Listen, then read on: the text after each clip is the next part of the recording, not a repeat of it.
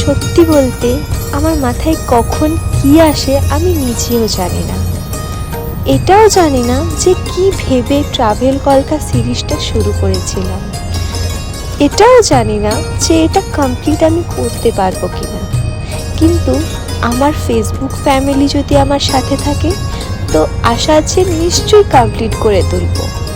তোমরা জানিও যে কালকে যে আমি পরিবর্তনের কথাটা বলেছিলাম, আমার মধ্যে কিছু পরিবর্তন পেয়েছো? আমি তো পেয়েছি।